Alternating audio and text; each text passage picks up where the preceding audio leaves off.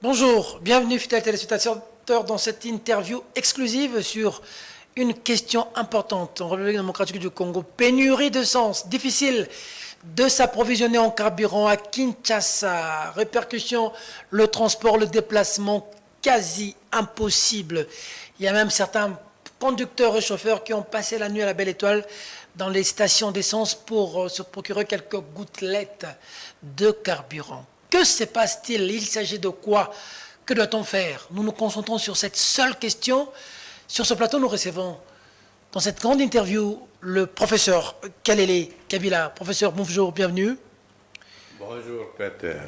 Comment vous avez fait pour arriver ici au plateau aujourd'hui? Un parcours de... Comment est-ce que vous appelez ça? Des militants. Des militants. Il fallait partir très tôt de la maison. Il y a des embouteillages partout où il y a des stations qui servent. Donc à partir déjà du campus jusque ici, on a usé de la patience. Wow. Difficilement, mais on est quand même arrivé. On ne sait pas quand on regagnera la maison, parce que la même situation continue en se renforçant. Selon vous, cette situation est due à quoi, professeur? Bon, les explications officielles qu'on nous donne, c'est que on n'est pas suffisamment approvisionné.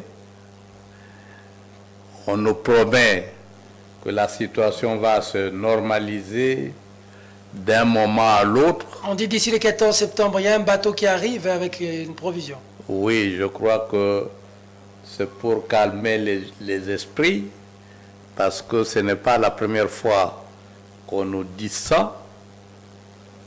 Il ne faut pas attendre qu'il y ait pénurie, qu'il y ait sécheresse complète dans les stations pour commander.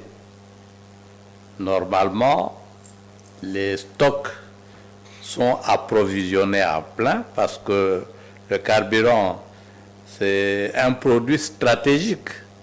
Vous dites vous-même, nous sommes en train de le vivre ici, c'est toutes les activités pratiquement sont paralysées.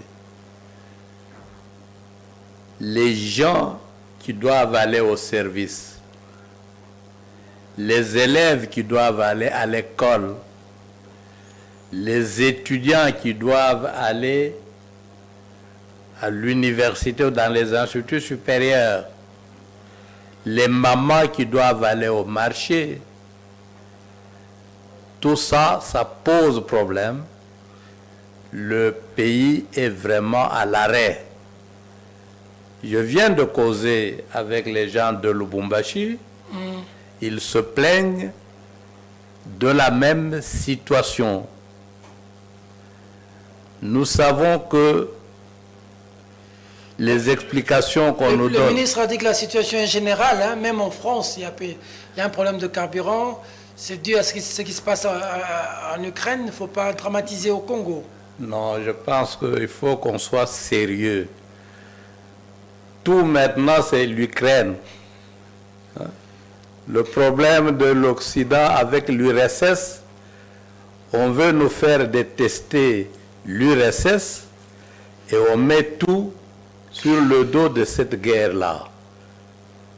Mais avant, Soumze Laurent Désiré Kabila, nous avons connu cette situation à tel point que Laurent Désiré Kabila avait dû réquisitionner les véhicules de l'armée pour transporter les citoyens.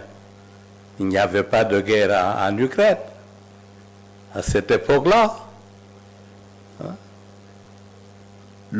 Au moment du règne de Tshisekedi père, le problème de carburant s'est posé. Il se posait au point tel que Tshisekedi avait décidé d'être en même temps ministre des hydrocarbures. Il y a une stratégie voulue et entretenue en cette matière-là. Vous verrez qu'à la fin, les pétroliers vont augmenter les prix. Ils procèdent souvent comme ça. C'est les pétroliers qui sont à la base de ça. Ils vont augmenter les prix et cette augmentation des prix dans le secteur du carburant va se répercuter dans tous les domaines. Dans tous les domaines. Parce que le système que nous avons ici, c'est un système de hausse de prix de manière générale qui fait souffrir le petit peuple. Parce que les grands commerçants vont se retrouver en majorant les prix des produits qu'ils vendent. Mais en dernier ressort, le petit peuple qui ne vend rien sera obligé de payer le prix par l'augmentation de produits qu'il doit se procurer. C'est une politique économique voulue et entretenue. Qu'est-ce qui se passe aujourd'hui entre le gouvernement et les pétroliers pour qu'on en arrive là? C'est quoi? Je ne sais pas vous dire quoi exactement. Je sais simplement que dans le passé, les pétroliers, quand ils demandent de majorer les prix, ils négocient avec le gouvernement.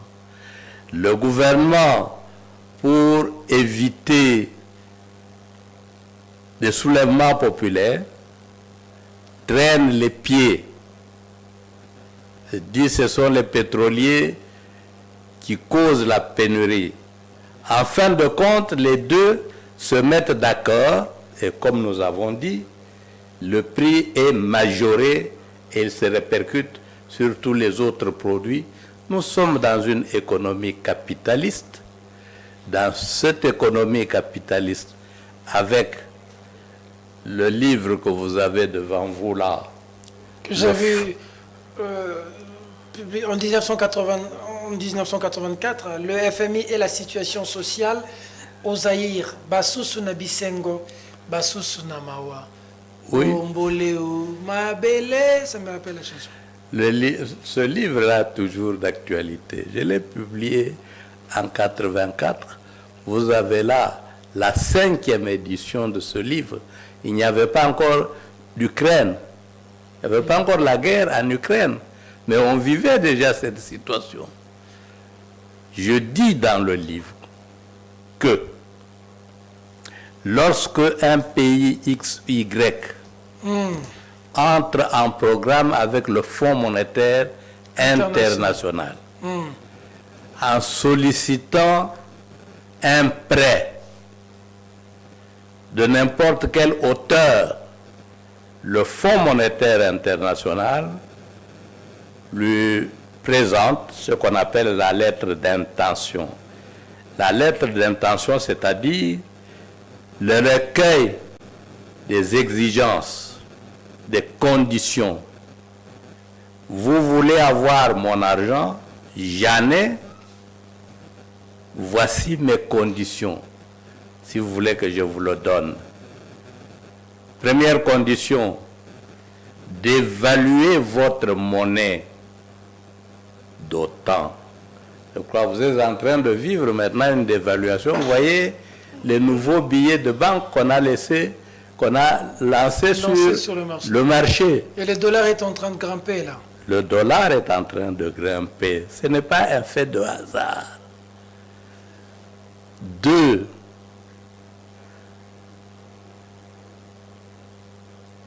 Libéraliser les prix, c'est-à-dire laisser à chaque commerçant la liberté de fixer son prix comme il l'entend. C'est ce que vous êtes en train de vivre ici, une hausse généralisée des prix de tous les produits. 3. Diminuer les effectifs. Envoyer les gens au chômage. vous envoyez les gens au chômage. Mais le taux de chômage dans ce pays, on s'en plaint déjà avant la guerre de l'Ukraine. 3 ou 4. Il faut supprimer les avantages sociaux. Les avantages sociaux, c'est quoi? Le logement, le transport, les indemnités familiales. D'ailleurs, il y a très longtemps qu'on ne les paye plus. Ça, c'est le FMI qui vous impose tout ça. C'est le FMI qui vous impose. Il vous impose de maltraiter votre propre population pour laquelle vous avez été élu. Absolument. Absolument. Mais qu'est-ce qui... Lui, ce n'est pas votre population qui l'intéresse. Le FMI, comme la Banque mondiale, on les appelle les gendarmes de l'Occident, c'est-à-dire ils imposent ces conditions pour permettre aux hommes d'affaires occidentaux principalement de maximiser leurs profits. C'est leur profit qui les intéresse. Quel rapport avec maintenant le cas de pétrole? C'est ce que vous êtes en train de vivre. C'est toujours eux.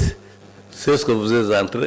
Quand les prix des produits pétroliers sont majorés, ça crée une rareté, non seulement dans le secteur du pétrole, mais dans tous les secteurs, parce qu'il y a une répercussion.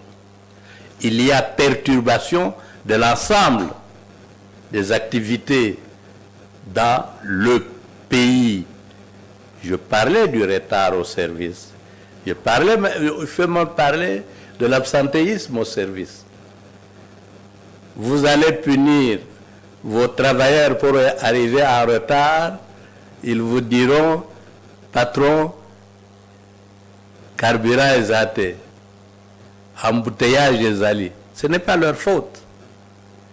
La faute, il faut la chercher à l'origine. L'origine finale, c'est la politique économique qui est mise sur pied. Je dis, ce livre-là a été publié en 1984 sur base de constatations antérieures. Vous avez également déjà, du temps de Mobutu, les plaintes de Mobutu contre la politique de la rigueur. On ne mange pas la rigueur. Et Kengo a eu à en payer lors d'un meeting en scellé.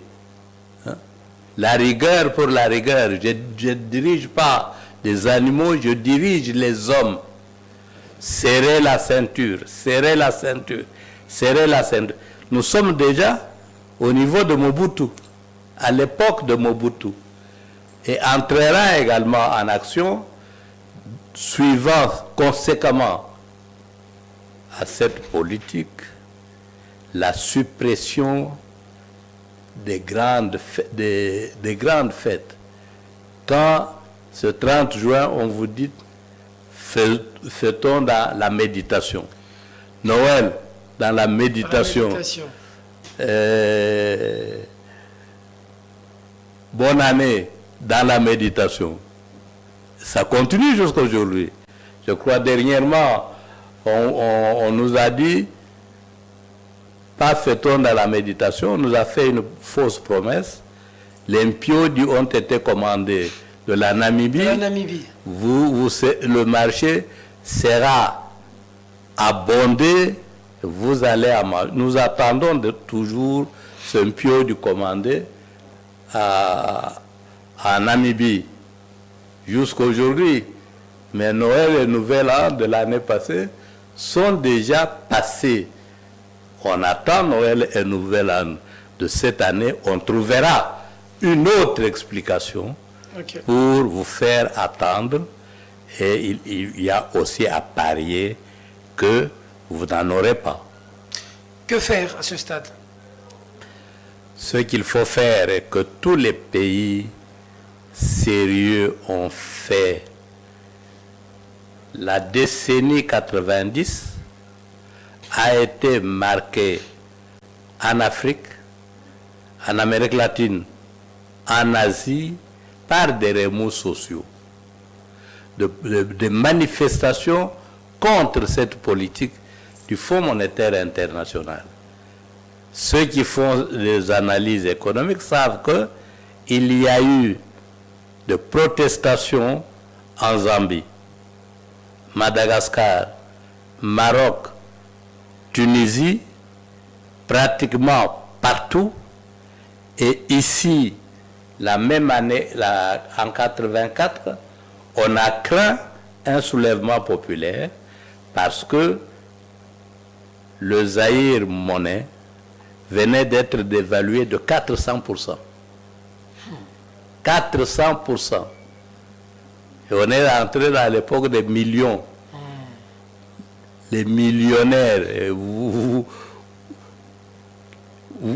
avez vu comment le Zaïre a chuté, comment les prix sont montés, comment les gens ont souffert, pas Sieleki, pas Sieleki, pas Sieleki. La réaction a différé d'un pays à l'autre. Il y a des pays qui ont simplement dit, messieurs du Fonds monétaire de la Banque mondiale, vous exagérez, nous, on coupe avec vous. On ne demande plus de crédit chez vous. C'est le cas de la Tanzanie, à l'époque de Nyerere. Il y a eu des pays qui ont dit, nous discutons avec vous vos conditions là. On ne peut pas les accepter telles quelles. Pour la dévaluation de la monnaie, vous voyez, c'est le cas de la Zambie, pour chez nous ici. Mais il y a eu des pays qui ont accepté telles quelles toutes ces conditions-là, d'évaluation, licenciement, libéralisation des prix, et qui se sont félicités de les avoir acceptés. C'est Mobutu, élève modèle du Fonds monétaire international, et nous en avons payé le prix. Mais les Kagame consorts font la même chose, mais comment ça va chez eux, ça se passe bien? Comment il n'y a pas de pénurie comme chez nous? Comment il n'y a pas de chômage comme chez nous? On voit au Sénégal, on voit certains pays, c'est quand même assez stable, que chez nous, c'est la catastrophe. Est-ce qu'il n'y a pas un problème de dirigeants? Est-ce que c'est le FMI qui demande au gouvernement congolais de payer aux députés 21 000 $? Est-ce que c'est le FMI qui demande au gouvernement congolais de faire des dépassements budgétaires à la présidence ou de payer un ancien président 672 000 $? Est-ce que c'est le FMI qui demande au ministre de percevoir 40 000 $? Est-ce qu'il n'y a pas une responsabilité du Congolais? Il y a une responsabilité du Congolais, aussi bien au niveau de dirigeants qu'au niveau de peuple. Si vous acceptez ça, parce qu'en contrepartie, il y a là-dedans ce qu'on appelle le fonds Witthaven, c'est-à-dire la commission que vous recevez quand vous acceptez ces conditions. Elle est de 15%. Si vous avez par exemple demandé 100 millions de dollars américains, qu'on vous les a accordés parce que vous avez signé toutes ces conditions-là, calculez 15% des 100 millions. Ça vous fait combien? 2. On vous garantit de rester au pouvoir le plus longtemps possible. Or, tous nos dirigeants du tiers-monde, ou presque, en tout cas la grande majorité, ne respectent pas le délai tel que prescrit dans leur constitution. La tendance est toujours aller au-delà du délai constitutionnel. C'est la prolongation des mandats. Ouais. Ça, vous avez vu. Mobutu est resté au pouvoir pendant 32 combien ans. d'années? Biya est encore là, en train de somnoler d'ailleurs. Oui. Kabila ici, ça devait être le dernier mandat en 2016. On est arrivé jusqu'en 2018. Hein? Presque partout, il y a eu cette histoire de glissement avec la bénédiction de ceux qui nous ont importé la démocratie.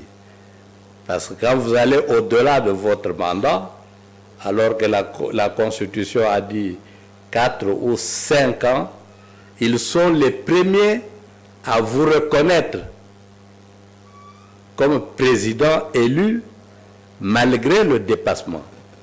Vous avez vu venir ici une dame américaine, Nikki Haley, elle est venue ici. La Constitution prévoyait de s'arrêter en 2016. Elle a prolongé. Jusqu'en 2018. Jusqu'en 2018. Et lorsque les résultats ont été proclamés, tels qu'ils ont été, pendant que les concernés protestaient, l'ONU reconnaissait, la SADC reconnaissait, tous ces messieurs-là reconnaissaient X, Y, ayant dépassé le mandat, comme président élu, le féliciter, se traiter avec lui. Vous avez vu du temps de Mobutu, vous avez vu du temps au Sénégal, avec Ouattara. Hein? Pas un troisième mandat. Mais il triche, il organise les élections, troisième mandat, et il est reconnu par la communauté internationale. Parce que c'est un bon élève. Parce que c'est un bon élève, parce que c'est leur homme, parce que en dernière minute, pour être vrai, c'est eux qui nous nomment les présidents. Pour ne pas dire, c'est eux qui nous imposent les présidents. Tu sais qu'il est leur homme ou pas? La question Il faut le juger à partir des actes qui sont posés. De toutes les façons, le social des Congolais, je ne sais pas si vous en êtes content. C'est la catastrophe. Le social des Congolais, chaque jour, est en train de se détériorer. Parce que pendant que vous pleurez ici à cause du carburant, vous savez que les professeurs d'université continuent leur grève. C'est même après les professeurs de l'UNIKIS aussi. Les médecins continuent leur grève. Conséquence, les cours ne se donnent pas. Conséquence, les morts dans les hôpitaux continuent. Monsieur le Fonds monétaire international, avec sa dame, la Banque mondiale, continue à se la couler douce. Les autorités du pays, ça ne semble pas les préoccuper. Hein? Tout est fait comme si il n'y avait pas de problème dans ce pays.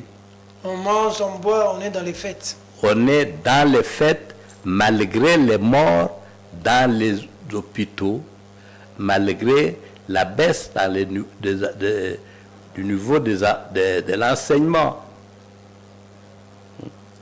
Ben, aussi longtemps que les autorités ont la certitude qu'en exécutant fidèlement ces conditions-là, ils vont rester au pouvoir, même au-delà du mandat constitutionnel, aussi longtemps qu'ils sont garantis qu'ils auront leur bonus du fonds de Withaven, le pays marche. D'ailleurs, on vous dit dans les discours officiels, tout marche très bien. Tout marche bien. Tout marche bien. Il y a évolution, il y a croissance, il y a progrès. Oui, il y a beaucoup d'entrées d'argent dans la caisse de l'État, mais il y a beaucoup d'entrées et il y a des gens qui sont impayés et les gens sont en grève. On fait quoi? On termine par là. Aux Congolais qui vous suivent, on fait quoi? Il faut prendre position à l'exemple de deux pays que nous avons donné ici. Nous avons donné l'exemple de la Zambie, de la Tanzanie, qui ont discuté ces conditions. Ça, c'est les exemples timides. Mais vous avez eu des exemples aussi des pays qui ont simplement rompu. La Libye, par exemple, n'a jamais signé un accord avec le Fonds monétaire international. Mzee, quand il est venu, il a rejeté cet accord-là. C'est la voie de sortie. On peut se suffire avec une bonne gestion des finances publiques, pas aller contracter des dettes qui vous asphyxient, qui empiètent votre liberté, votre indépendance et qui font mourir votre population. On a déjà suffisamment démontré dans les analyses scientifiques les méfaits de la dette. Mais ici, on se félicite d'être le pays le plus endetté. C'est terrible, hein? Et la population est là. Heureusement qu'elle prie. Zambé moko ayebi. Zambé ayebi. Zambé akosala. Ici, on n'est pas en matière de Zambé. On est en matière économique. Le bonheur est fonction de l'argent que vous avez, qui vous permet de satisfaire vos besoins. Mais si on vous fait appliquer une politique qui vous empêche d'avoir de l'argent, vous goûterez au bonheur quand on détruit votre enseignement. C'est l'enseignement qui promeut la recherche, l'invention, la créativité et qui vous permet d'avancer. Le système est en train de tuer la recherche. Et vous avez le crétinisme. Le crétinisme. Les enfants mangent mal. Leur quotient intellectuel est entamé. C'est ce que nous sommes en train de vivre aujourd'hui. Ces enfants devenus adultes, ils seront capables de quoi? Sur le plan de la productivité intellectuelle et de la recherche. Demain, nous serons, avec ces enfants, dominés davantage, ignorants à satiété. Les autres pays dont le système d'enseignement est en train d'avancer vont nous diriger, c'est-à-dire que nous serons davantage colonisés. Merci beaucoup, professeur Kalele Kabila. Merci. Je vais recommander même aux téléspectateurs. C'est pas un livre, c'est un livre qui date de 1984. Basusuna Bisengo, Basusuna Mawa. La vie est un éternel recommencement. Hein. On a l'impression que c'est nouveau et pourtant beaucoup de choses ont été dites ici. Si vous cherchez, contactez le professeur Kalele ou le numéro qui est affiché au bas de votre poste de télévision. De toutes les façons, je dis que c'est la 5e édition. Alors, on était suffisamment déjà avertis. Il faut lire pour appliquer. Très bien. Ce livre nous a permis de voyager un peu partout. Pour l'expliquer. Mais quand on entend les Congolais se plaindre encore aujourd'hui, pas si les prix augmentent et tout ça, ça signifie qu'ils n'ont pas lu. Ils sont superficiels. D'accord. Quand vous lisez ça, vous comprendrez ce que vous êtes en train de vivre. Ça ne vient pas du ciel, ce n'est pas un fait de hasard, c'est une politique pensée, mûrie méticuleusement appliquée. Merci beaucoup à vous, fidèles téléspectateurs. C'était cette interview exclusive avec le professeur Kalele sur la situation de cette pénurie de carburant. Et vous avez compris l'apport ou le rôle, je vais même dire le rôle néfaste du FMI et de la Banque mondiale dans les pays africains. Ceux qui lisent doivent savoir, lisez l'audace d'espérer de Barack Obama. Je lis le rêve de mon père, mais c'est dans l'audace d'espérer. 300 quand vous arrivez dans la page 300 et quelques, j'avais encore vérifié, Barack Obama a peint un tableau sombre du FMI et de la Banque mondiale. Barack Obama, dans son livre L'audace d'espérer, 300e à 350e page, dedans là vous allez voir ça. Bon, au-delà de ça, il y a aussi une responsabilité de l'homme congolais, hein, qui leur avait demandé de payer 21 000 $ aux députés. Tout ça aussi, c'est le malheur qui nous arrive. Allez, on reviendra prochainement. Vous retrouvez le professeur Kalele dans notre débat habituel, débat pour la nation, chaque vendredi, vous allez le retrouver. La semaine prochaine, le professeur Kalele reviendra dans le débat pour la nation sur les questions de l'agriculture. Pour son édifice, le Congo a besoin de la participation de nous tous, mesdames, mesdemoiselles et messieurs. Cette interview est terminée. Au revoir.